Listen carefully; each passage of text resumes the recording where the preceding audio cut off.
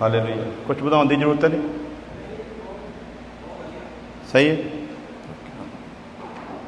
खुदा का शुक्र करते हैं आज के अच्छे समय के लिए। उसने फिर हमें ये समय दिया कि हम उसकी हजूरी में आएँ और उसके पवित्र वचन से सीख सकें। हालेलुया। सो हम लोग सीख रहे हैं नए जन्म की गंभीरता। हालेलुया। सो 6 हिस्से उसके हम लोग सीख चुके हैं और आज 7वें हिस्से को सीखेंगे। Hallelujah, hallelujah. थोड़ी आवाज़ भी नहीं आती मैनू। एक बार खड़े होइए, थोड़े गर्म होने हैं। आज भाई जी तुसीं भावें इत्थे बैठ जा करो, कोई गल नहीं, पिछे नहीं बैठी दा, इत्थे बैठ सकते होने। Hallelujah, hallelujah. भजन गावांगे। वैसे तो बरशिप हो चुकी है, लेकिन मैं चाहना तुसीं थोड़े जे फिर भी सुस्त हो जाते हो जल्दी। तू दित्ती जिंदगी मैनू, जीवा मैं तेरे लिए। हालेलुया। ਉਹਦੇ ਉੱਤੇ लिखिया इसलिए होंदा भी तुसीं सारे जने गा सको। और इनू असीं रोमन उर्दू में इस करके लिखते हैं भी इत्थे दे बच्चों को बहाना होंदा भी सानू आउंदा नहीं पढ़ना, ਉਹਦਾ भी समाधान किया होया। सो ਜਿਹੜਾ भी बहाना तुसीं लाए जाओगे ਉਹਦਾ असीं समाधान कढ़ते रहांगे ताकि तुहाडे कोल कोई एक्सक्यूज जिहड़ा बाकी ना रहे। हालेलुया।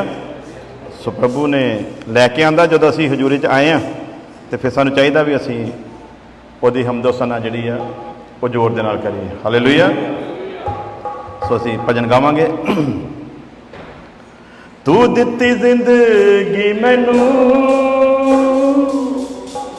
जीवा मैं तेरे लिए। यसू जी यसू जी यसू, करा मैं यसू जी यसू जी यसू जी, करा मैं बंदगी तेरी। करा मैं ओ करा मैं बस करो जी, हो गई। इदा ही होंगी बंदगी जी। मेरे इस भजन को गाने का मतलब नहीं सी, क्योंकि वर्शिप मैं पहला दसिया हो चुकी है। सो असीं बंदगी करना आए हैं तो फिर बंदगी तो बंदगी वांगू होनी चाहिए ना। हालेलुया। सो फिर लिखिया होया तो तुहानू नाल नाल गाना चाहिए आ। मेरे ख्याल दे नाल कोई इन्ना उहदी तर्ज भी कोई औखी नहीं है भी सारे जने असीं गा ना सकीए। अज प्रभु नू खुश करने के लिए सारे गाओ। हालेलुया। तू दित्ती जिंदगी मैनू, तू दित्ती जिंदगी मैनू, जीवा मैं तेरे लिए। यसू जी यसू जी यसू जी, करा मैं बंदगी तेरी। यसू जी यसू जी यसू जी, करा मैं बंदगी तेरी। तू दित्ती जिंदगी मैनू, तू दित्ती जिंदगी मैनू, जीवा मैं तेरे लिए। यसू जी यसू जी यसू जी, करा मैं बंदगी तेरी। यसू जी यसू जी यसू, करा मैं बंदगी तेरी।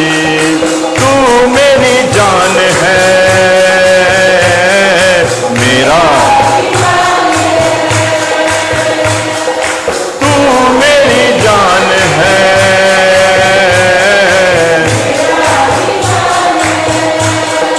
तू मेरी जान है, मेरा ईमान है।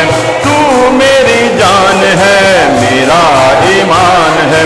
तू मेरी हर खुशी। यसू जी यसू जी यसू जी, करा मैं बंदगी तेरी। यसू जी यसू जी यसू जी, करा मैं तू जो बोले दिन है, तू जो बोले रात है, तू जो बोले दिन है, हे तू जो बोले दिन है, तू जो बोले बोलू मैं वही। यीशु जी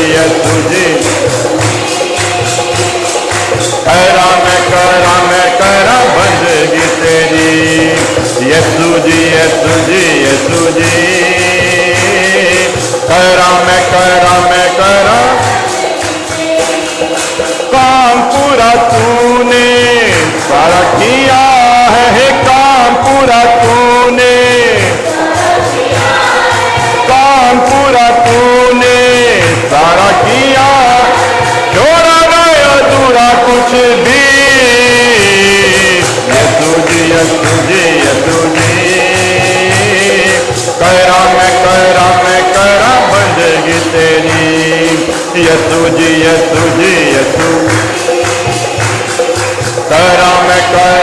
करा बंदगी तेरी। तेरी मौत मुझको देती जीवन है, तेरी मौत मुझको, हे तेरी मौत मुझको देती जीवन, कोरों से मिली है शिफा भी। यीशु जी करा बंदगी तेरी। यीशु जी करा बंदगी तेरी। करा बंदगी तेरी। करा बंदगी तेरी। करा बंदगी तेरी। करा बंदगी तेरी। करा बंदगी तेरी। करा बंदगी तेरी। करा बंदगी तेरी। करा बंदगी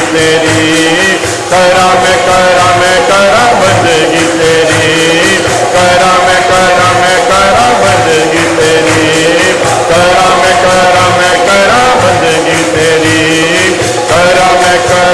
करा बंदगी तेरी। हालेलुया। सब अपने अपनी जगह पे बैठ जावांगे और आज यही देखना सी बंदगी कर रहे हैं कि नहीं। हालेलुया।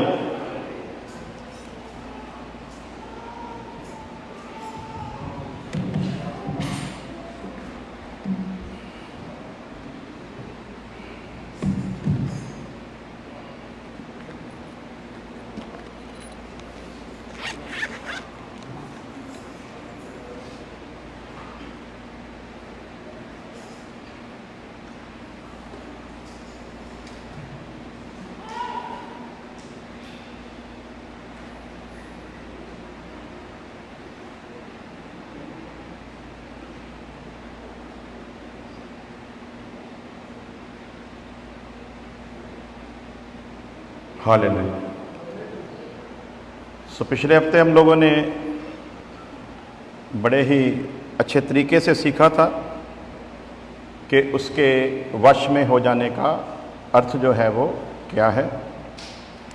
जैसे एक पत्नी संपूर्ण रूप से पूरी रीति से अपने आप को यदि अपने पति के वश में ना करे तो वो घर कभी बना नहीं रहेगा। उसी तरह लिखा है कि तुम परमेश्वर का घर हो, तुम परमेश्वर का मंदिर हो।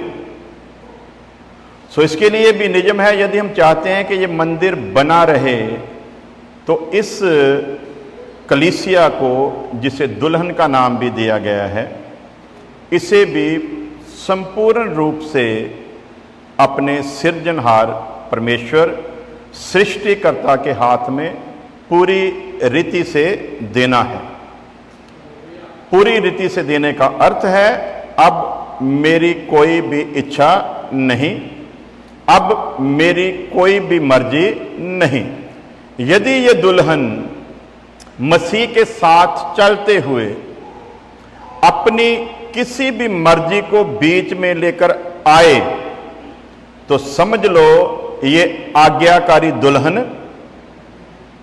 ये हुक्म में रहने वाली दुल्हन नहीं है। और यीशु मसीह ने कहा मेरा शागिर्द वही है जो मेरे हुक्म पर खड़ा है। तो इसलिए इस दुल्हन के लिए ये जरूरी है कि यदि इसने वफादारी के साथ दुल्हे के संग चलना है, तो इसे पूरी रीति से अपने आप को उसके हाथ में देना होगा। हालेलुया। पढ़ेंगे पहला पत्रस उसका 5 अध्याय उसकी 7 आयत जल्दी जल्दी से।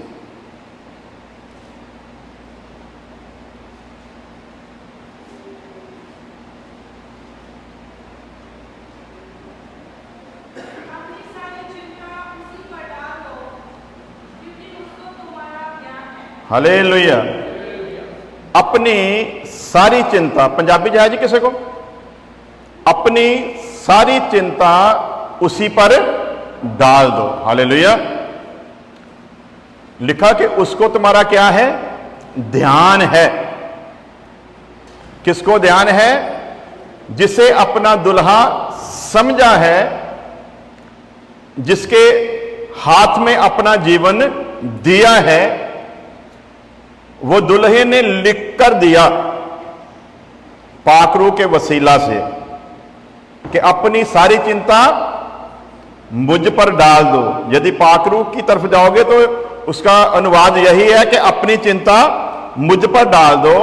बेशक पत्र से लिख रहा है कि अपनी सारी चिंता उस पर डाल दो, लेकिन ध्यान रहे लिखवाने वाला पाकरू है। तो अब पाकरू यदि सीधी बात करेगा तो क्या कहेगा? अपनी सारी चिंता मुझ पर डाल दो। क्यों डाल दो? क्योंकि मुझे तुम्हारी चिंता है, मुझे तुम्हारी फिक्र है, मुझे तुम्हारा ध्यान है। इसे लिखा वचन में परमेश्वर ने जितनी भी योजनाएं, जितनी भी प्लानिंग इस इंसान के लिए बनाई है, वो सारी की सारी इसी की भलाई के लिए है और इसी के फायदे के लिए है।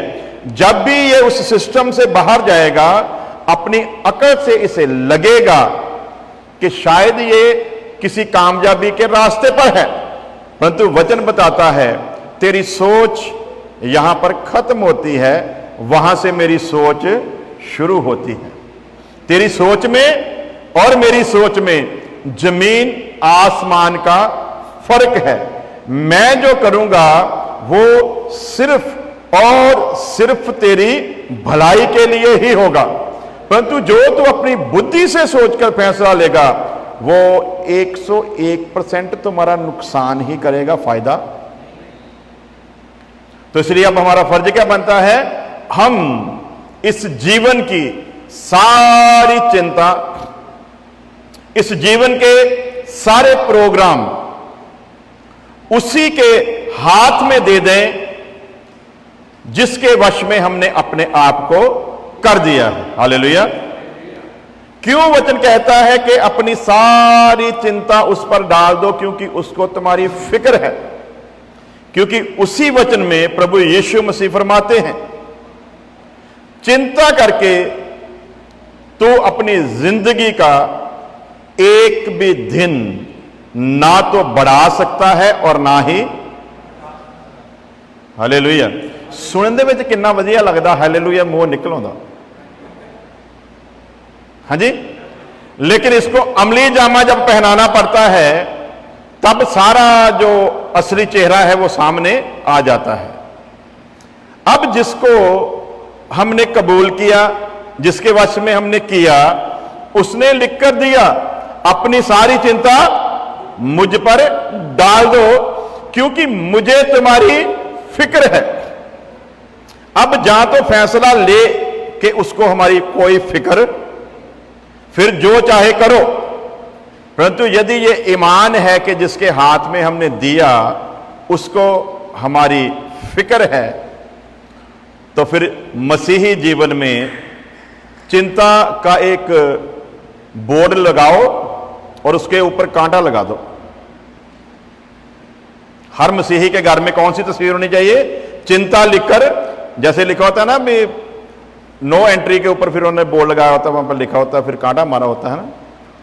जब किसी तरफ नहीं मुड़ना है या यू टर्न नहीं है तो वहां पर क्या लिखा होता है? निशानी क्या होती है? क्रॉस मारा होता है।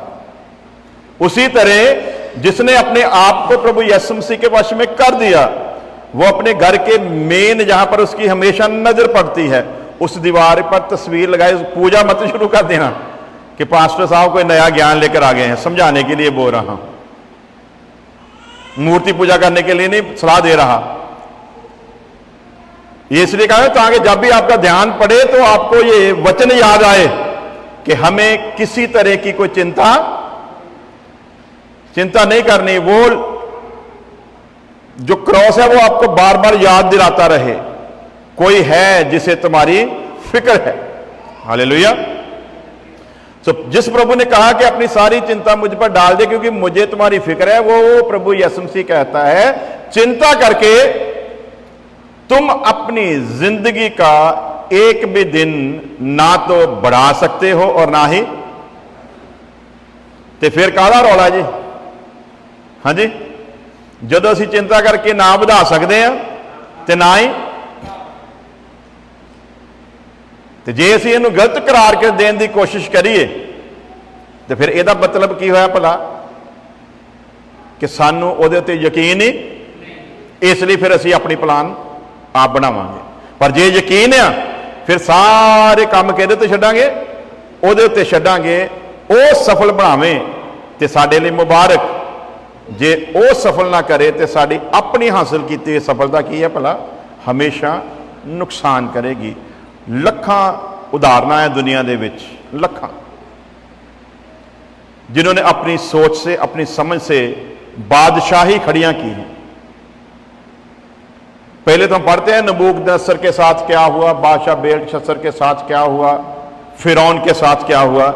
ये तो हम कह सकते हैं कि कोई कहानियां भी हो सकती हैं यदि ईमान से हटकर सोचें तो, लेकिन गद्दाफी तो हमारे सामने है,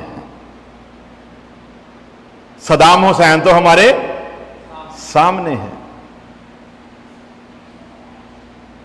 अभी अभी अफगानिस्तान में जो हुआ वो हमारे सामने है। ये सारी की सारी चीजें हमको क्या सिखाना चाहती हैं? हम कितनी भी बड़ी योजना क्यों ना बनाएं, कितने भी बड़े मंसूबे क्यों ना रखें, वचन में लिखा है इंसान बहुत सारी प्लानिंग करता है परंतु सफल यदि यहोवा करे तो करे, नहीं तो कोई भी सफल हो सकता नहीं। युद्ध के लिए घोड़ा तैयार किया जाता है लेकिन क्या लिखा है, जीत यहोवा परमेश्वर ही बख्शता है। तो हमें ध्यान रखना है क्या हमने उसके वश में आपने आपको किया है। यदि तो किया है तो फिर मिट्टी को भी हाथ लगाएंगे तो वो सोना हो जाएगी। हालेलुया। तो यदि अपने आप को वश में नहीं किया है और अपनी बुद्धि को इस्तेमाल करते हैं तो ध्यान रखना, सदाम हुसैन जिन फंदों के ऊपर लटकाकर लोगों को मौत की सजा देता था, एक दिन उसी फंदे पर उसको लटकाया गया। मुजरिम को पता होता है कि कब उसको फांसी होनी है, लेकिन सदाम हुसैन को यह भी बताया। अचानक एक दिन सुबह 3 बजे उसकी सिक्योरिटी वाले उसके पास जाते हैं और कहते हैं उठो नहा लो, तुम्हें फांसी दी जाने वाली है। अचानक आपके पास ऐसा मैसेज पहुंचे, ऐसा सिस्टम पहुंचे तो आप हिसाब लगाओ कि यह सुनते हार्ट अटैक भी हो सकता है। एक बंदा रात को आराम से सोया है, अचानक 3 बजे उसको जगाया जाए, वो भी किसको, बादशाह है, सोने के बेड पर सोने वाला, और अचानक उसको क्या कहते हैं, उठो भाई नहा लो, थोड़ी देर बाद तुम्हें फांसी दी जाने वाली है। इसका क्या मतलब हमारे सामने आता है। जैसे मैंने पिछली बार बताया था, सिकंदर ने दुनिया जीती काफी सारी, लेकिन कहीं भी रह नहीं सका, और जीतकर जब अपने देश में लौटा तब वैसे ही लौट गया।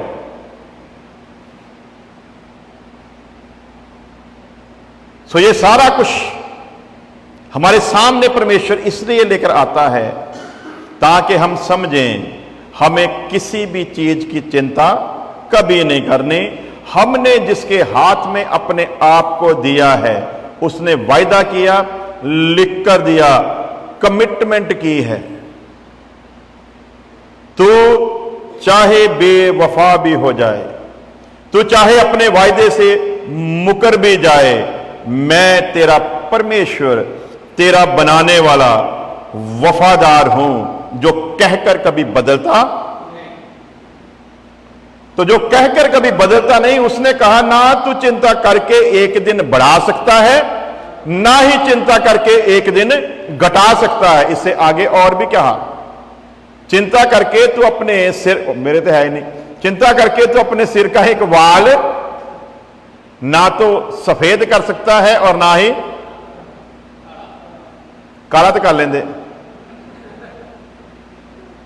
हुण तो कहते उदां दी वडाई आ गई, चिट्टा भी हो जाता, लेकिन परमानेंट नहीं। क्या है बोला? परमानेंट नहीं कर सकते, टेम्परेरी। लेकिन खुदा ने जो कुछ किया है वो हमेशा परमानेंट है। हालेलुया। तो जब चिंता करके हम ये भी नहीं कर सकते, तो जब हम चिंता करेंगे तो हिसाब लगाओ, अपने सृष्टिकर्ता परमेश्वर को शर्मिंदा कर रहे हैं।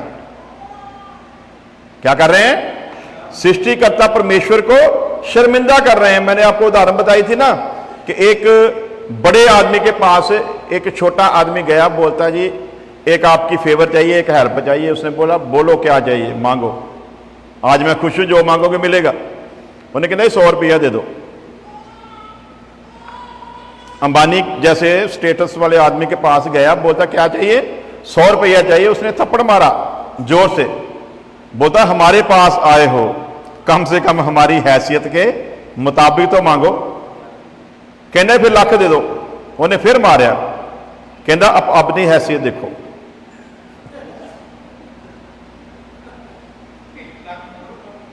हाँ जी,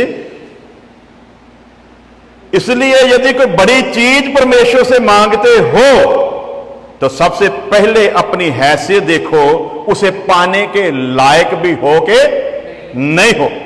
दूसरी बात, जिससे मांगते हो पहले उसकी ताकत, उसकी जुर्रत को देखो, किससे मांगते हो। साइकिल ना मंगया करो, फिर सीधा जहाज ही मंगो।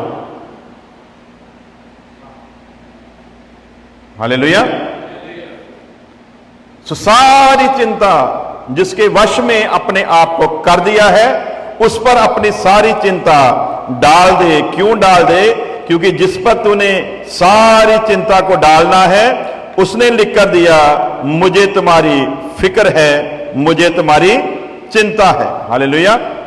सो जिसने हमारी चिंता की है, उसी के विषय में हम लोग आज थोड़ी देर के लिए वचन में से सीखेंगे, ताकि हम समझें कि हमारा जो केयर करने वाला है, हमारी जो फिक्र करने वाला है, वो कोई इंसान नहीं जो कहकर बदल जाए, वो कोई मनुष्य नहीं जो बेवफा हो, बल्कि खुद हमारा सृष्टिकर्ता, हमारा बनाने वाला खुदा है। मिसाल के तौर पर बच्चों के ऊपर ही ले लेते हैं बात। बच्चे कदर करें चाहे ना करें, बच्चे कितना भी मां बाप को तंग करें, लेकिन बावजूद इसके मां बाप फिर भी उनके साथ वफादारी के साथ रहता है। हालेलुया। कितना भी जलील करें, कितने भी हुक्म से बाहर क्यों ना जाएं, लेकिन फिर भी मां बाप को क्या एहसास होता है? हमारे द्वारा ये पैदा हुए हैं, इनको उतनी समझ नहीं है, इसलिए ये गलती करते हैं, परंतु मां बाप फिर भी बर्दाश्त करता है और माफ करता है। उसी तरह परमेश्वर ने कहा, क्या तुम्हारा बेटा तुमसे मछली मांगे तो तुम उसको सांप दोगे? यदि तुम बुरे होकर अपने बच्चों को अच्छी चीजें देना जानते हो, तो तुम्हारा स्वर्गीय पिता मांगने पर तुम्हें पाकरू क्यों ना देगा। हालेलुया। बात वहां पर क्या हुई है? यीशु मसीह एग्जाम्पल देखो कौन सी दे रहा है और बात को कहां पर फिनिश कर रहा है। किसकी बात की गई है? तो तुम्हारा स्वर्गीय पिता तुम्हारे मांगने पर तुम्हें पाकरू क्यों ना देगा। तो पाकरू का शब्द जो वहां पर आया, वो किस लिए आया? जिसे पाकरू मिल गया उसे खुदा मिल गया। हालेलुया। जिसे खुदा मिल गया, अब उसे फिर जहान की किसी चीज की जरूरत नहीं है, क्योंकि जहान का मालिक कायनात का मालिक जिसके पास हो, फिर वो छोटी छोटी चीजों की चिंता करे, तो उससे फिर बदनसीब दुनिया में कि दूसरा हो नहीं सकता। सृष्टिकर्ता पाक रूह के रूप में आपके भीतर है, जिनके भीतर है वो तो चिंता नहीं कर सकते। हालेलुया। चिंता करने वाले की पहचान फिर क्या सामने आती है? यदि चिंता है तो इसका मतलब सीधा है उसको पाक रूह मिला ही। इसका सीधा सा अर्थ क्या है? उसे पाक रूह मिला ही नहीं। जिसे पाक रूह मिला है उसे ये 100% यकीन है, मेरा बनाने वाला मेरे साथ है। हालेलुया। कभी कभी बच्चे परेशान हो जाते, पूछते हैं डैडी ये कैसे होगा? तो डैडी का क्या जवाब होता है? मैं हूं ना। कि जवाब है जी? यहां के डैडी के पास चाहे 100% यकीन ना हो कि जो आश्वासन वो दे रहा है उसे कर भी देगा, लेकिन उस डैडी ने जब कह दिया तो उसमें शक की कोई गुंजाइश नहीं। खड़े खड़े चुपचाप देखते रहो। हाँ जी, क्यों मूसा के द्वारा परमेश्वर ने कहा है? चिंता है ना, क्या करेंगे अब? फिरौन की साइना पीछे, सामने समुंदर, अब होगा क्या? चिंता आ गई। और कब चिंता कर रहे हैं? जो निकाल कर लाया वो साथ है। चिंता कब हो रही भला? जो निकाल कर लाया। 10 अलग अलग किस्म की मुसीबतें मिस्र पर डालकर वहां के बादशाह को उनको छोड़ने के लिए मजबूर करके और उनका सब कुछ छीन कर ले आए। खुदा ने मूसा से कहा इनको बोलना अपने पड़ोसी से जो कुछ भी मांगोगे वो देगा, अपनी जान के बदले के भाई ये ले जाओ, हमारी जान छोड़ो। तो जो खुदा इतने बड़े मौजजात से इनको लेकर आया वो साथ उनके समक्ष, उनके बीच में मौजूद है। उसकी मौजूदगी में कितने शक वाली बात कर रहे हैं, अब क्या होगा? तो खुदा खुश हुआ जी जब जब इस्राएलियों ने अपनी चिंता को पेश किया, जब जब इस्राएली बुड़बुड़ाए, उनकी चिंता पर, उनके बुड़बुड़ाने पर खुदावंद खुदा एक बार भी खुश नहीं हुआ। हर बार खुदा को रंज हुआ, मैं साथ हूं, फिर चिंता किस बात की?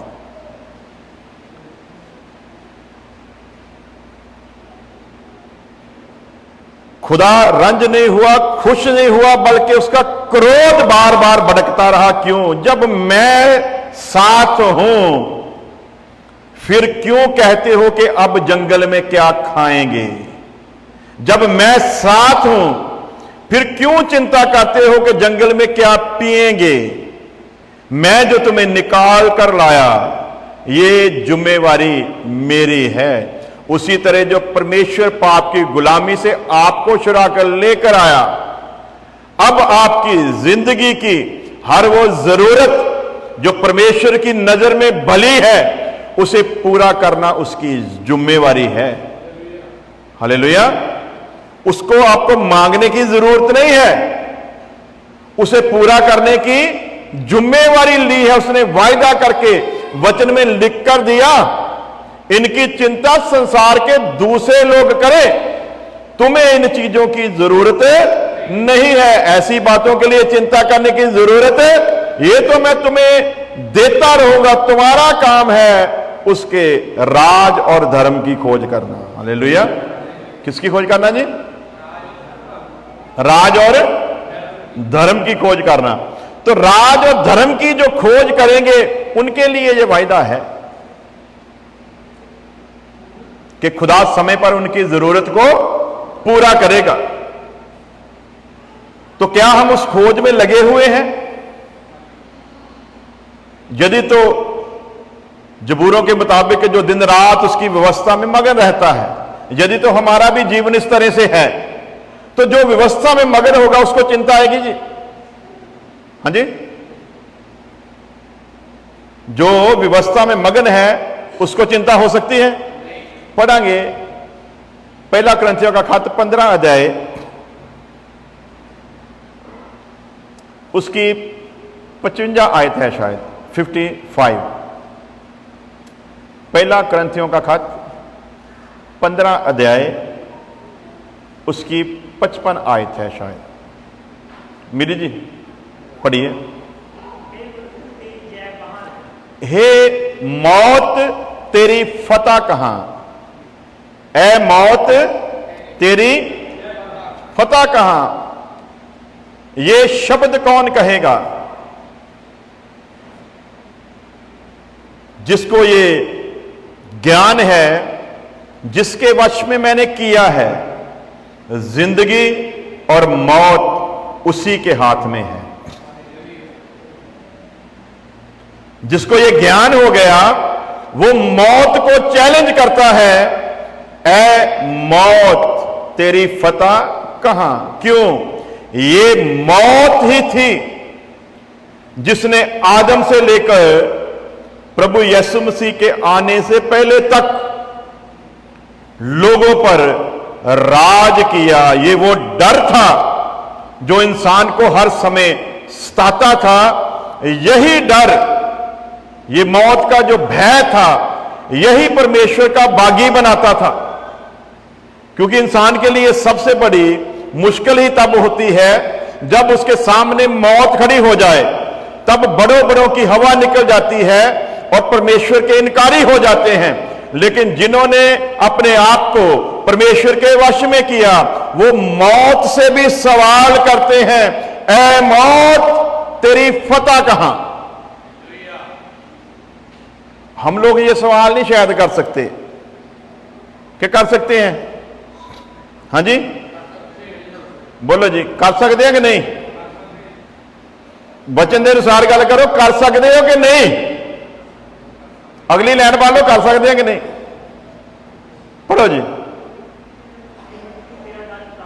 हाँ जी, ए मौत तेरा, हालेलुया। पहला शब्द क्या है?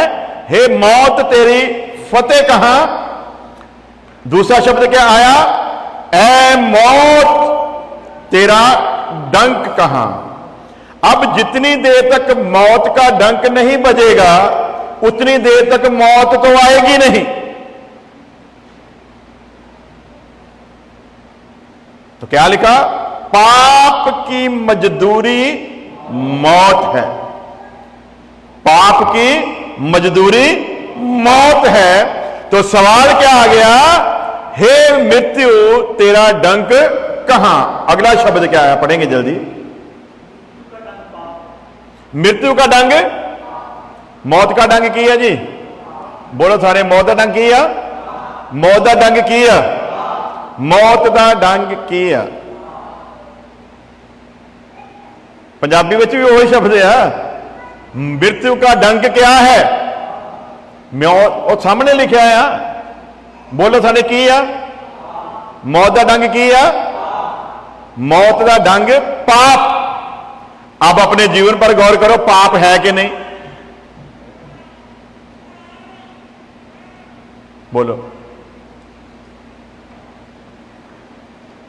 पाप हैगा कि नहीं? पढ़ांगे गलातियों का खत, उसका शायद 5 अध्याय है, आत्मा दे फल।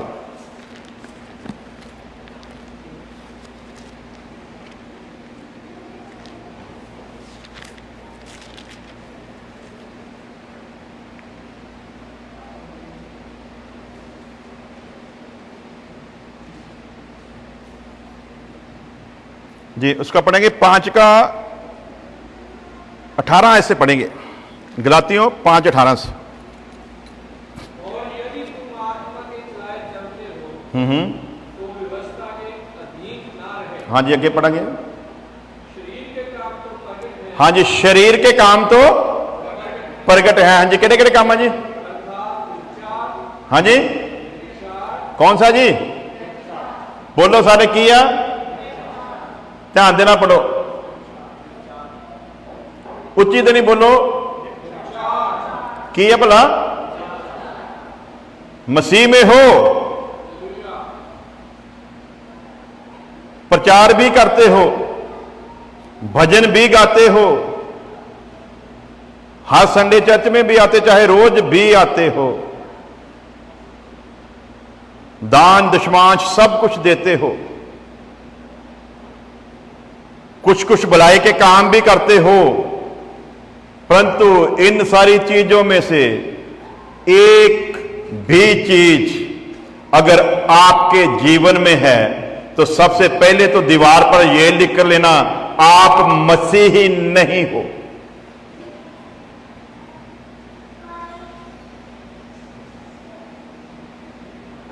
ये तौबा करके बपतिस्मा लेकर गैर जुबानें बोलने वालों को बाइबल मसीही नहीं कहती। लिखा अंताकिया की कलीसिया में शागिर्द मसीही कहलाए, उनमें ये गंदमंद जो था वो नहीं था। जैसा मसीह यीशु का स्वभाव था वैसा ही उनका था, जैसा मसीह यीशु का जीवन था वैसा ही जीवन उनका था। जब हम ये बातें कहते तब क्या कहते, लो जी इन्ना ते बहुत मुश्किल है, ऐसे कौन चल सकता है? तो मैंने पिछली बार बोला था, फिर लेने के आते हो, जाओ। आप जब चल ही नहीं सकते तो चर्च में आने का आपका कोई भी मतलब बनता ही नहीं है, क्योंकि इस ऐसा करके हम और पाप चढ़ा रहे हैं। यदि हम ये कहते हैं कि ऐसे कौन चलेगा जी, ये तो चलना मुश्किल है जी, इन बातों को तो मानना ही मुश्किल है, यहां पर यही बातें मानोगे तो ही मसीह के साथ रिश्ता है। यदि इन बातों को नहीं मानते तो मसीह के साथ कोई रिश्ता, कोई सांझ नहीं है। इन बातों को कबूल करना ही पड़ेगा, चाहे आज करो चाहे कल करो। अगर नहीं करते तो समझ लो उसके क्रोध को हर रोज अपने लिए इकट्ठा करते जा रहे हो, हर रोज। हालेलुया। तो समझें, शरीर के काम तो प्रगट हैं। पहला काम क्या है? व्यभिचारी। ये आज सिर्फ कलीसिया में नहीं है, जनाकारी सिर्फ कलीसिया के मेंबर लोग ही नहीं कर रहे, बल्कि इस पाप के काम ने बड़े बड़े नामी सेवकों तक को कब्जा करके रखा हुआ है। बड़े बड़े सेवक भी इसका शिकार हैं, और यहां पर आकर प्रभु की बातें बताते हैं। तो वचन में साफ करके लिखा, जिनमें ये काम पाए जाते हैं ना तो वो आत्मिक हैं और ना ही आत्मा की अगुवाई में चलने वाले हैं, बल्कि वो वचन के अनुसार व्यभिचारी हैं, जनाकार हैं। उनको कोई हक नहीं वो मसीह के इस मंदिर के साथ खेल सके। और वचन में साफ करके लिखा, जितने भी गुनाह इंसान करता है वो शरीर के बाहर है, परंतु जो जनाकारी, जो व्यभिचारी करता है वो परमेश्वर के मंदिर के साथ खेलता है। वो परमेश्वर के मंदिर को नाश करता है, वो परमेश्वर के मंदिर को भ्रष्ट करता है। और लिखा वचन में, जो मेरे मंदिर को नाश करेगा 100% मैं उसका नाश करूंगा। ये वो गुनाह है जिसकी कोई माफी। अपने साथ खेलो तो अलग बात, अपने सृष्टिकर्ता के साथ खेलोगे तो किसी कीमत पर बख्शे। तो जब बताते बोलते ऐसा कौन चलेगा, तो भाई हम कौन सा इनविटेशन देकर बुलाते हैं कि आओ? हमने तो कभी किसी को मजबूर नहीं किया। अगर कोई संडे को चर्च में नहीं आता, मैं उसी शाम या अगले सुबह फोन करता हूं। वो मेरा फर्ज है एक बार पूछना, इसलिए हो सकता है किसी मुसीबत में ना हो, किसी परेशानी में ना हो, किसी बीमारी में ना हो, इसलिए एक सेवक होने के नाते, एक रखवाला होने के नाते मेरा फर्ज बनता है मैं पूछूं, लेकिन दोबारा फोन नहीं करता। आप में से ऐसा कोई नहीं होगा जिसको मैंने दोबारा फोन किया हो, आप इस हफ्ते भी क्यों नहीं आए? ना किया, ना कभी करूंगा। मैंने शुरू में कहा था, जिसने आना है अपने लिए आना है। कभी भूल के भी ना समझना मुझे आपकी किसी भी तरह कोई जरूरत है, क्योंकि मैं भी आपके लिए नहीं बल्कि जिसने मुझे ये सेवकाई दी है उसके लिए यहां पर आता हूं। आपने भी, जिसने आपको अपने घर में जन्म लेने का मौका दिया, जिसने आपको अपनी संतान होने का हक दिया है, यदि आपकी उसके साथ मोहब्बत है तो आओ, वरना यहां पर आने की कोई जरूरत। तो ये जितने बैठे वो भी सुन ले, जो आगे नहीं आए हैं और इस पर सुनेंगे वो भी सुन ले। हम कभी किसी को इनविटेशन नहीं देते चर्च में आओ, ना कभी दिया ना कभी देंगे। क्यों? लिखा है वचन में, यदि मैं मनुष्यों को प्रसन्न करता, यदि मैं इंसानों को खुश करता तो खुदा का दास ना होता। मुझे जिम्मेवारी दी है, मैंने, जिसने मुझको जिम्मेवारी दी उसको खुश करना है। उसको खुश करने के लिए आप चाहे सारे के सारे नाराज होकर निकल जाओ, तो भी उसने इस वचन में लिख कर दिया, यदि तुम ना बोलोगे तो पत्थर चिल्ला उठेंगे। तो ये वो वचन है, यदि पत्थरों को भी सुनाया जाए वो भी परमेश्वर का गुणगान करना शुरू कर देंगे। कायनात, लिखा, बड़ी चाहत के साथ परमेश्वर के पुत्रों के प्रकाश होने का इंतजार कर रही है। सृष्टि को चाहत है, सृष्टि में बनी हुई हर चीज की यह चाहत है, परमेश्वर की योजना इंसान के लिए जो बनाई थी वो पूरी हो। एक यही बदनसीब है जिसे इसकी कोई चिंता, इसे अपनी चिंता तो है लेकिन इसे उसकी चिंता नहीं जिसके लिए ये बनाया गया है। सो ध्यान रखें, जिन्होंने अपने आप को उसके वश में किया, यदि उनके जीवन में ये व्यभिचारी है, मैं हाथ जोड़कर सलाह दूंगा, चर्च में आना बंद कर दो,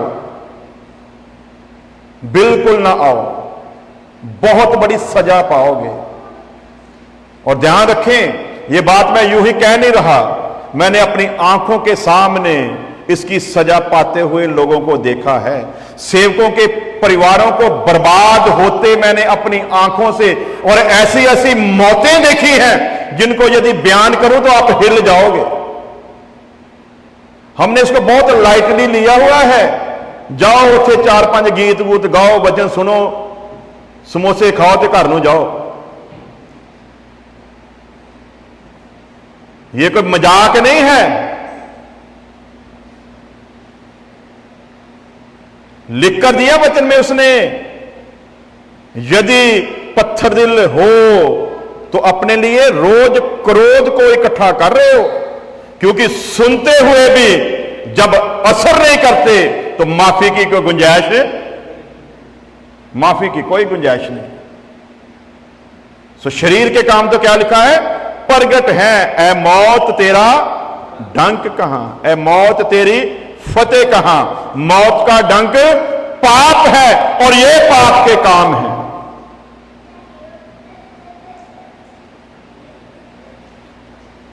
हम कहते हैं प्रभु यीशु मसीह के वसीला से परमेश्वर ने हमें पाप की गुलामी से छुड़ाया।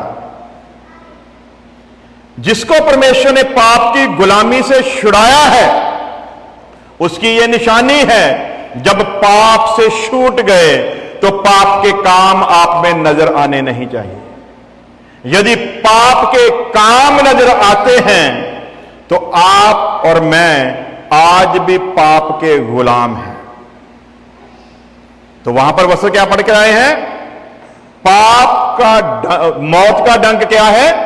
पाप है। और पाप की निशानी ये सारी चीजें हैं। तो ध्यान दो, ये है, अगर है तो समझ लो अपने आप को मसीही कहलाना भी बहुत बड़ी शर्म की बात है। और हमारी इन्हीं हरकतों के कारण लोग हमारे जीवन को देखकर ठोकर खाते हैं और प्रभु यीशु मसीह को अपना जीवन नहीं देते। ये जो गवाहियां कराकर तुम लाते हो ना मसीह में कि मेरा गुर्दा एक नहीं था, प्रभु ने लगा दिया, इन गवाहियों को देखकर कोई प्रभावित होकर चर्च में आ तो सकता है, लेकिन जिस काम के लिए परमेश्वर ने बुलाया है, जो पवित्रताई, जो पाकीजगी परमेश्वर चाहता है, वो इन गवाहियों से जाने वाली नहीं है।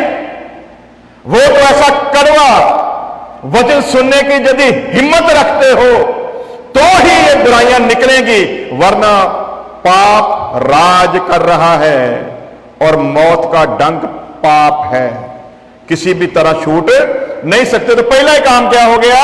शरीर के काम तो प्रगट हैं, उनमें पहला काम आता है व्यभिचारी।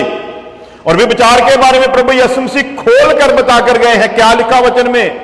पहले तो कहा गया था, पहले तो कहा गया था, यदि कोई जनाकारी करता है तो पाप करता है, इसलिए पत्थर मार मार के मार दिया जाए। परंतु अब मैं कहता हूं, जनाकारी करनी तो दूर की बात है, यदि जनाकारी का विचार भी तेरे मन में आया तो समझ ले तूने जनाकारी कर डाली। कहते अनुग्रहकारी परमेश्वर फजल दा युग, कृपा दा युग, हुण ते दयावान आ, हुण ते दया कर देनी आ, हुण ते कोई मसला ही नहीं, वो तो प्रेमी खुदा आया, लिख कर दिया भस्म करने वाली आग हूं, जो मुझसे खेलेगा भस्म कर दूंगा। ये कौन बताएगा? लिखा जो पवित्र लहू की कदर नहीं करेगा भस्म कर दिया जाएगा। जो यीशु मसीह के पवित्र लहू को पांव तले रौंदेगा भस्म किया जाएगा, कोई माफी नहीं। लिख कर दिया जो मसीह के प्रकाश को जानकर भी,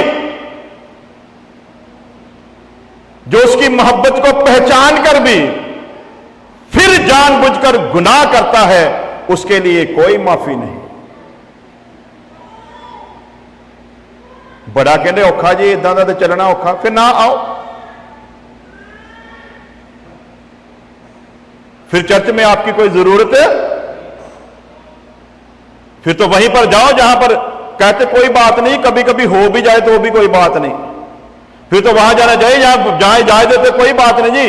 कभी कोई महफिल सजी हो, थोड़ी बहुती पी लें तो कोई बात नहीं, कभी कभी कोई छेड़खानी हो भी जाए तो कोई बात नहीं, कभी कभी ठेके दे उते डांस हो भी जावे तो कोई,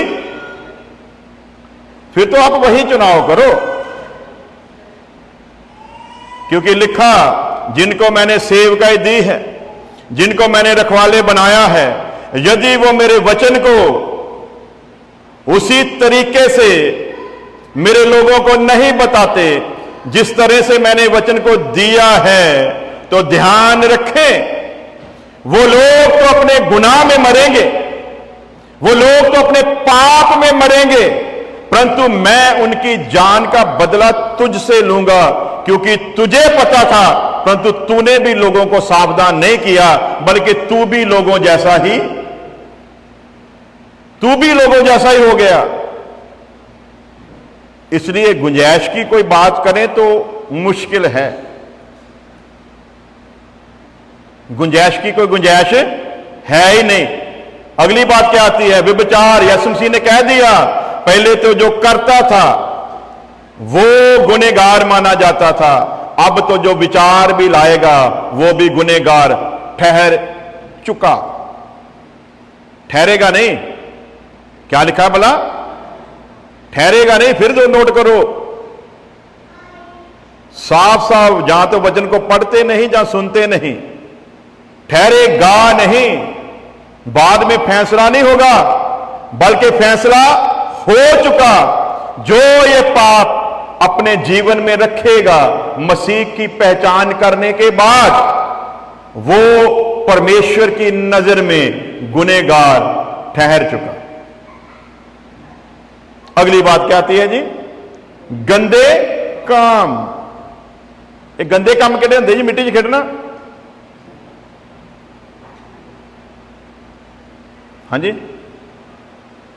बोलो। एक चंगे काम होंदे आ, एक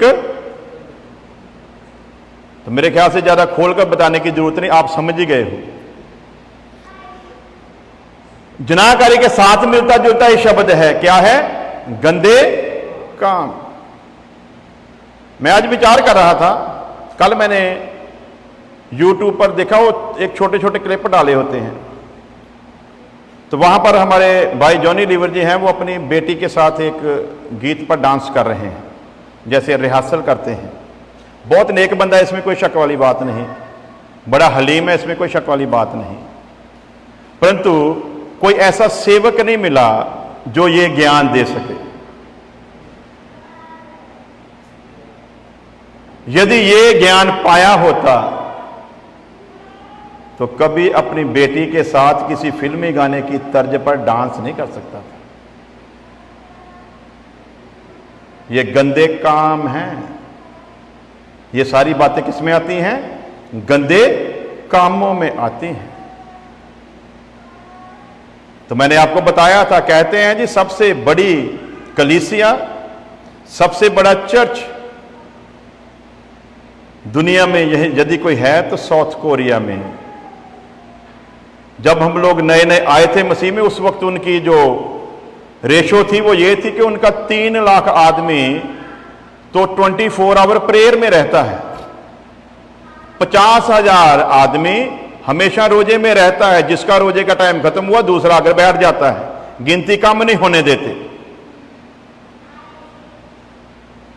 तो एक तरफ एक ऐसी कंट्री है जो बिल्कुल कम्युनिस्ट है, जहां का तानाशाह आप सब लोग जानते हो, जो अमेरिका को भी चैलेंज कर देता है। दूसरी तरफ वो लोग हैं, और मेरे ख्याल से कुछ सालों बाद पूरे का पूरा वो देश मसीही कहलाएगा। इतने जबरदस्त तरीके से वहां पर काम हो रहा है। पता है वहां की शुरुआत कैसे हुई थी? हम लोग तो जो बनकर सामने आ गया ना, उसको देखते हैं, उसके पीछे की बैकग्राउंड को कभी चेक नहीं किया।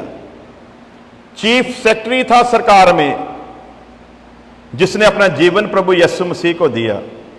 चीफ सेक्रेटरी की जो पोजीशन होती है ना, वो लगभग कहें तो होम मिनिस्टर और प्राइम मिनिस्टर के बराबर की होती है। अपना जीवन मसीह यीशु को दिया, सजा क्या मिली? सबसे पहले उसको उसके ओहदे से हटा दिया गया। फिर सरकारी जो उसको बंगला मिला हुआ था वो भी उससे वापस ले लिया गया। फिर जुल्मों सितम का काम शुरू हुआ, उसे उसके घर से भी उसको निकाल दिया गया, उसका घर भी उससे छीन लिया गया। फिर आखिरकार वो एक ब्रिज के नीचे एक तंबू लगाकर रहना शुरू किया। वहां पर भी उनको चैन से टिकने नहीं दिया और कहा कि यीशु मसीह का इनकार करो।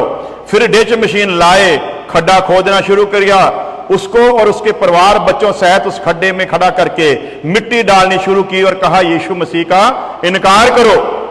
एक एक करके बच्चा दफन मिट्टी में होता जा रहा है और वो कह रहे हैं ये कभी हो नहीं सकता, हम मसीह यीशु का इनकार करें।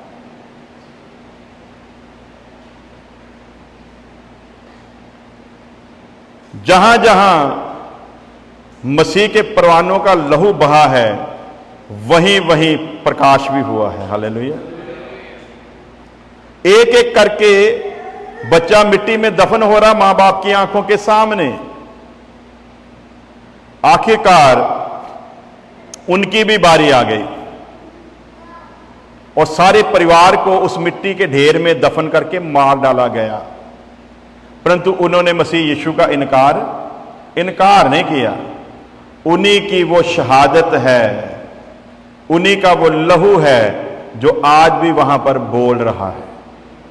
हालेलुया। हम और आप क्या जाने मसीहत क्या होती है। हमको तो नौकरी मिल गई तो हमारा मसीह है, हमको तो 4 जगह कोई महिमा मिल गई तो हमारा वो मसीह। और यही गवाहियां हम यहां पर करवाते हैं। दसो जी आगे नौकरी मिली कि नहीं मिली, दसो जी बच्चा मिला कि नहीं मिला। उनसे पूछो जिनकी आंखों के सामने एक एक बच्चा मिट्टी में दफन हो रहा है,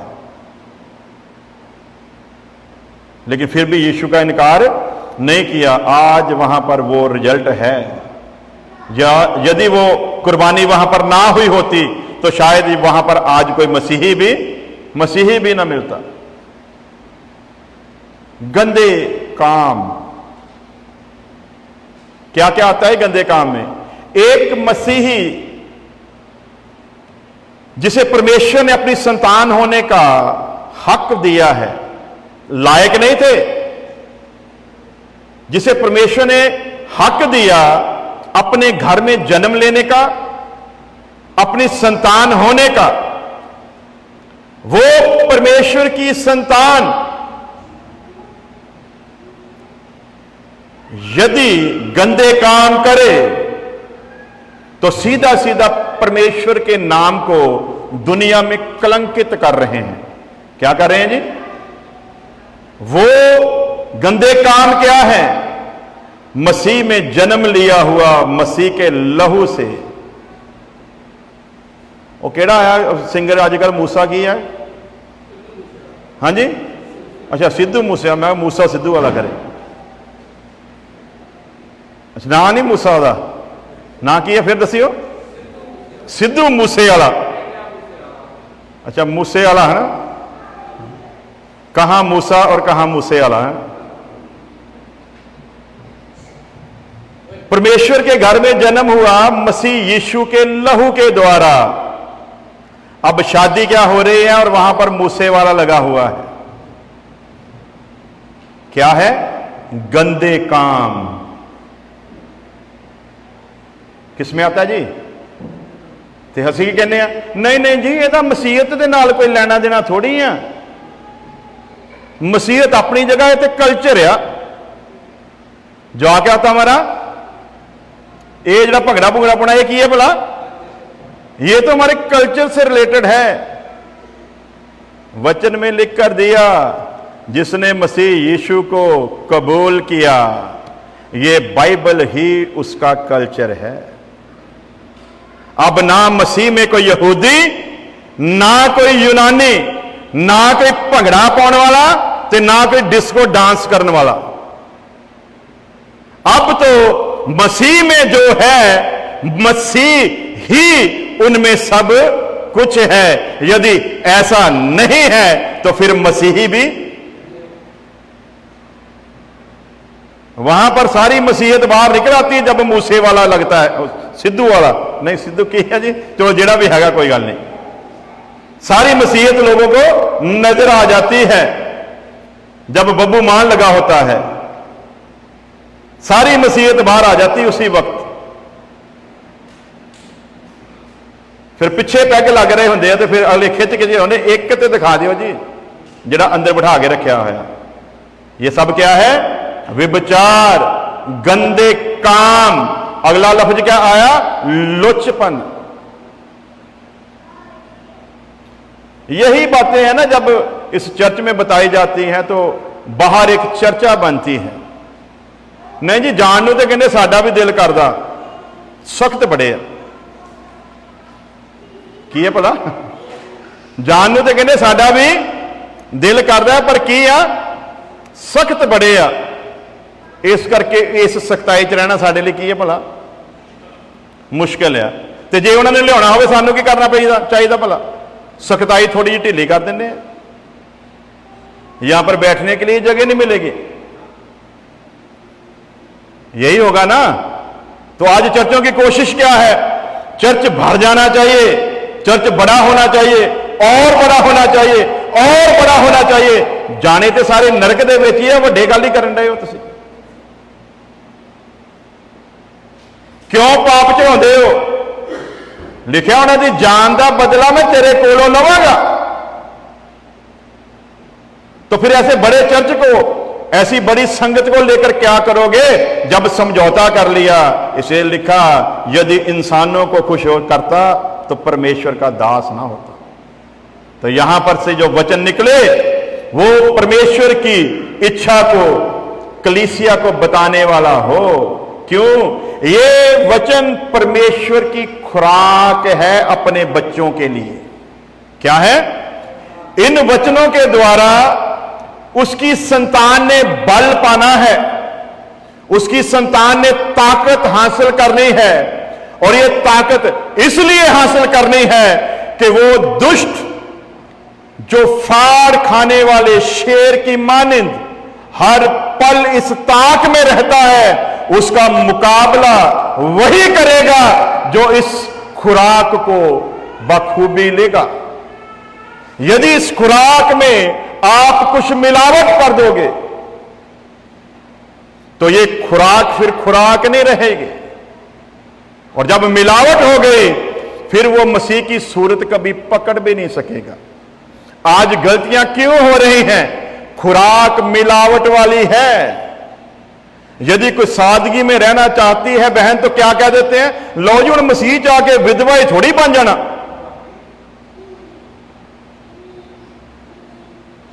तो ध्यान रख, तू जो अपने आप को सुहागन समझती है ना, परमेश्वर की नजर में इस वचन के अनुसार तू विधवा है जो उसके वचन के साथ खेल रही है। तू सुहागन होते हुए भी विधवा है, लेकिन जिसने उसके वचन को ग्रहण करके अपना जीवन उसके हवाले कर दिया, वो चाहे इस संसार में विधवाओं जैसी क्यों ना नजर आए, लेकिन परमेश्वर के राज्य में उसका जो जलाल, उसकी जो कीमत है, वो यहां की कोई सुहागन भी सोच नहीं सकती।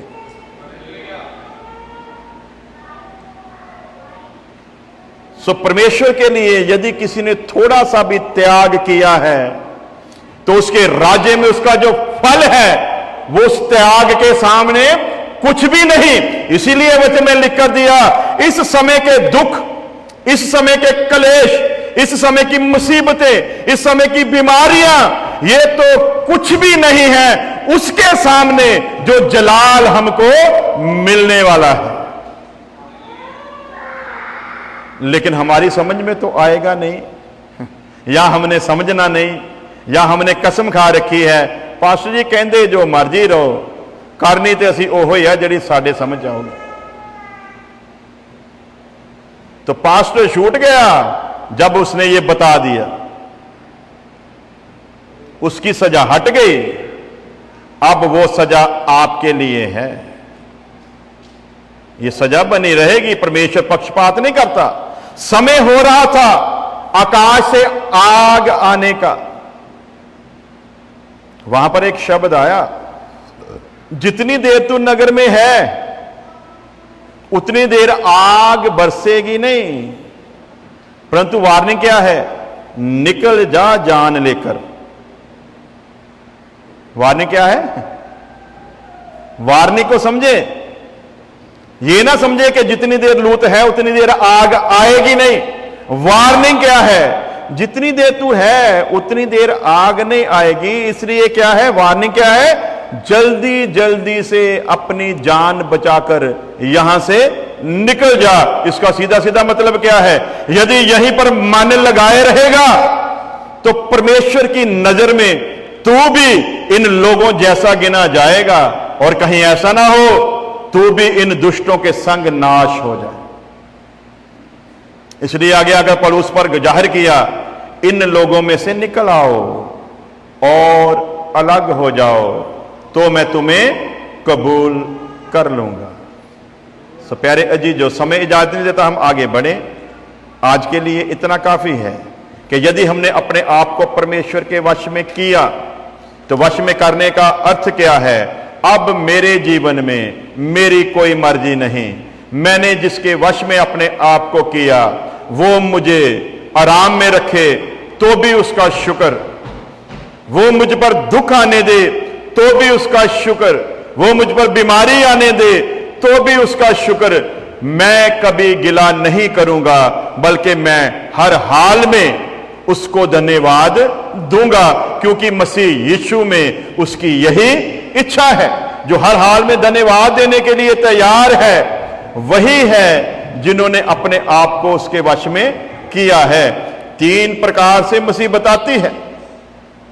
और अब घर जाकर गौर कर लेना, इनमें हम कहां पर खड़े हैं। साफ लिखा, पाप का डंक, मौत का डंक क्या है? पाप। और अधरंगी को क्या बोला? हे मेरे पुत्र हौसला रख, क्योंकि तेरे पाप, जैसे ही प्रभु यीशु मसीह ने कहा, जैसे ही पाप माफ हुआ, यीशु मसीह ने कहा उठ, अपनी चारपाई उठा और चला जा। जिस चारपाई पर डालकर लाए थे उस चारपाई को अब खुद उठाकर जा रहा है। क्यों?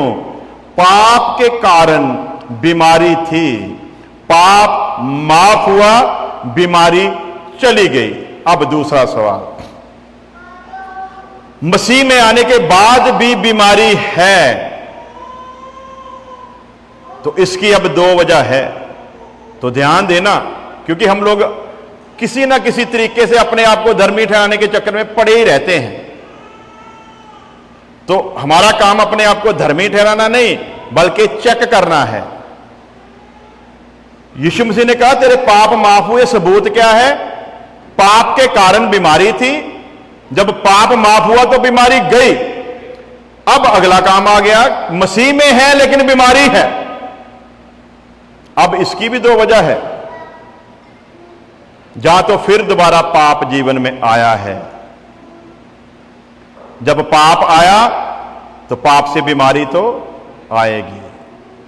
दूसरी वजह, 3 बातें सीखना, ध्यान रखना। पहला क्या है? यदि पाप माफ हो गए हैं तो बीमारी चली गई। यदि अब पाप नहीं करोगे तो बीमारी नहीं आएगी। लेकिन साथ साथ वचन यह भी अब तक कहता है, बेशक पाप ना भी करो तो भी बीमारी आ सकती है, परंतु यदि तो भी आई है तो फिर एक चीज पर ध्यान देना है। वो क्या है? नंबर 1, जहां तो पाप फिर किया है बीमारी आई है, जहां फिर जैसे संत पालूस कहता है, शैतान की ओर से एक कांटा मुझे चुभाया गया है। किसकी ओर से जी? बोलो कह दी और तो इख्तियार किसने दिता शैतान को कंडा चुभाउण दा? परमेश्वर ने। हालेलुया। परमेश्वर ने क्यों दिया अधिकार? परमेश्वर कांटा चुभाने का शैतान को अधिकार उसी के लिए देगा जिस पर पूर्ण रूप से भरोसा होगा, वरना अधिकार देगा नहीं। तीसरा कारण क्या है? हम परमेश्वर में बड़ी वफादारी के साथ, बड़ी रास्तबाजी के साथ चल रहे हैं। कहीं किसी किस्म का कोई घमंड ना हम में आ जाए, इसलिए परमेश्वर हमारे जीवन में ऐसा कोई ना कोई दुख रहने देता है, ताकि दुख के कारण नंबर 1 तो हम अपने सृष्टिकर्ता से जुड़े रहें, नंबर 2 हम में किसी प्रकार का कोई घमंड ना आ जाए, क्योंकि वचन में लिख कर दिया, नाश होने से पहले, बर्बाद होने से पहले घमंड का रूह आता है। तो अब ध्यान रखना, क्या बीमारी इसलिए आई कि मसीह में आने के बाद दोबारा पाप किया है? यदि पाप किया है तो वचन में लिखा है वो माफ करने के लिए तैयार है। यदि तू सच्चे मन से तौबा करके इकरार करने के लिए तैयार है, ये अनजाने में हो गया, अब दोबारा नहीं होगा। दूसरी कंडीशन, आप मुबारक हो यदि मुसीबत उस तरीके से आई है, यदि बीमारी उस तरीके से आई है जैसे पालूस पर आई थी, तो फिर चेक करना होगा क्या हमारा जीवन उस खुदा के दास के अनुसार है। यूं ही मत मेल कर लेना, नहीं तो इसकी भी सजा है। सो अपनी आंखों को बंद करते हैं, सिरों को झुकाते हैं, थोड़ी देर के लिए अपने अपने जीवन पर गौर करेंगे और चेक करिए अपने आप को कि मैं मसीह में कहां खड़ा हूं, मैं उसके लिए इज्जत का कारण हूं मेरे कारण मेरे प्रभु को लोगों में इज्जत मिल रही है, या मेरी वजह से मेरे परमेश्वर को, मेरे प्रभु को लोगों में बेइज्जत होना पड़ रहा है। यदि बीते समय में हमारे कारण कुछ ऐसा हुआ तो हमें उससे माफी मांगने की जरूरत है।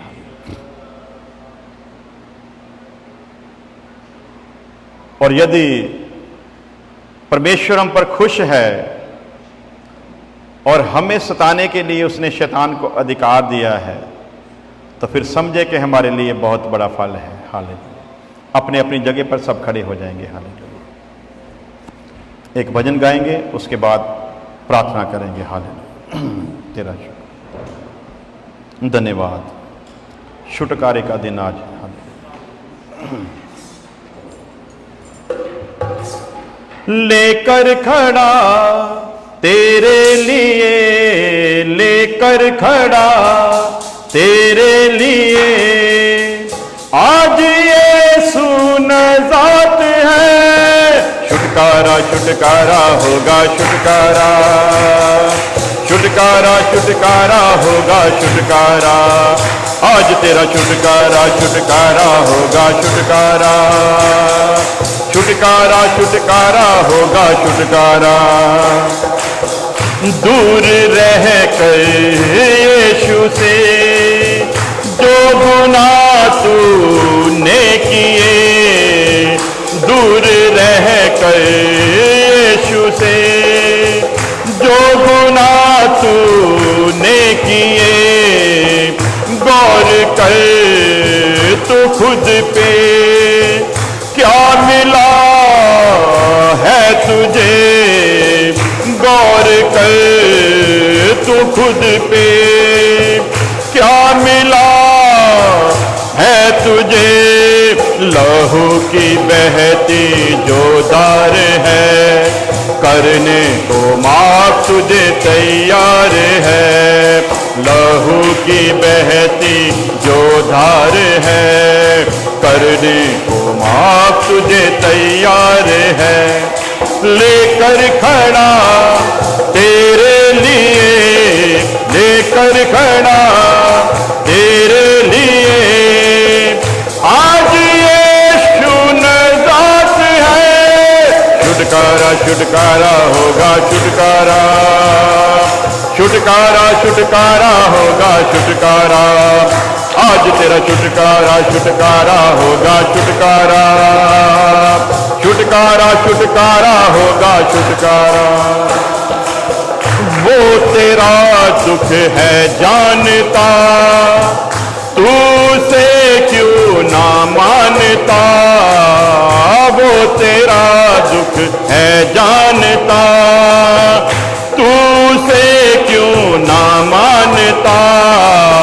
तेरे लिए वो मुआ, वो तुझे है पहचानता, तेरे लिए वो मुआ, वो तुझे है पहचानता। करता तेरा इंतजार है, कोड़ों की खाई उसने मार है। करता तेरा इंतजार है, कोड़ों की खाई उसने मार है। लेकर खड़ा तेरे लिए, लेकर खड़ा तेरे लिए, आज यीशु नजात है। छुटकारा छुटकारा होगा छुटकारा, छुटकारा छुटकारा होगा छुटकारा, आज तेरा छुटकारा छुटकारा होगा छुटकारा, छुटकारा छुटकारा होगा छुटकारा, आज तेरा छुटकारा छुटकारा होगा छुटकारा, छुटकारा छुटकारा होगा छुटकारा, आज तेरा छुटकारा छुटकारा होगा छुटकारा, छुटकारा छुटकारा होगा छुटकारा, आज तेरा छुटकारा छुटकारा होगा छुटकारा, छुटकारा छुटकारा होगा छुटकारा, आज तेरा छुटकारा छुटकारा होगा छुटकारा, छुटकारा छुटकारा होगा छुटकारा, छुटकारा छुटकारा होगा छुटकारा, छुटकारा छुटकारा होगा छुटकारा, ओ छुटकारा छुटकारा होगा छुटकारा, छुटकारा छुटकारा होगा। आज दिल को सख्त न कर, मांग माफी रब से तू डर, आज दिल को सख्त न कर, मांग माफी रब से तू डर, देगा तुझे वो दिल नया, पाक रूह से देगा वो भय, देगा तुझे वो दिल नया, पाक रूह से देगा वो भय, गिर जाएगी जो दीवार है, होने वाला उसका दीदार है, गिर जाएगी जो दीवार है, होने वाला उसका दीदार है, लेकर खड़ा तेरे लिए, लेकर खड़ा तेरे लिए, आज यीशु नज़ात है, छुटकारा छुटकारा होगा छुटकारा, छुटकारा छुटकारा होगा छुटकारा, आज तेरा छुटकारा छुटकारा होगा छुटकारा, छुटकारा छुटकारा होगा छुटकारा, आज तेरा छुटकारा छुटकारा होगा छुटकारा, छुटकारा छुटकारा होगा छुटकारा, छुटकारा छुटकारा होगा छुटकारा, छुटकारा छुटकारा होगा छुटकारा, छुटकारा छुटकारा होगा छुटकारा, हो छुटकारा छुटकारा होगा छुटकारा। प्यारे खुदावंद खुदा, तुझे धन्यवाद देते हैं तेरी दया तेरी मोहब्बत के लिए, आज के तेरे इन बहुमूल्य वचनों के लिए तेरे शुक्रगुजार हैं खुदा। तेरा वचन हमारी जिंदगी है, तेरा वचन हमारी जिंदगी की खुराक है खुदा, जो इसे वफादारी और रास्तबाजी से लेते हैं खुदावंद, वो मसीह यीशु के नाम में नया बल पाते हैं, और तू उन्हें ये बल इसलिए देता है कि विरोधी का डटकर सामना कर सके और पाप के हर काम पर फतेहमंद हो सके। इसलिए तुझे धन्यवाद देते खुदावंद, जितनों ने भी मन लगाकर तेरे वचन को सुना और आगे भी सोशल मीडिया के द्वारा जो सुने, सब पर तेरे बड़े रहम को मांगते हैं खुदावंद। हर किस्म का पाप, हर किस्म का गुनाह और उसके असर तेरे पाक रूह की आग में भस्म हो जाए खुदा, और तेरे लोग तेरी मानिंद बन सके, ताकि जैसा तू चाहता है कि तेरे लोग तेरे साथ तख्त पर बैठें, और जैसी तूने कंडीशन रखी कि तेरे साथ तख्त पर वही बैठेगा जो तेरे समान पाक और पवित्र होगा, सो होने दे खुदावन, हर जिंदगी तेरे समान पवित्र हो जाए। हमारी प्रार्थना को सुन ले मसीह यीशु के नाम में, आमीन। अब हमारे खुदा यीशु मसीह का फजल, खुदा की मोहब्बत, पाक रूह की संगत अब से लेकर हमेशा तक उसके तमाम लोगों के साथ बनी रहे, आमीन। हालेलुया।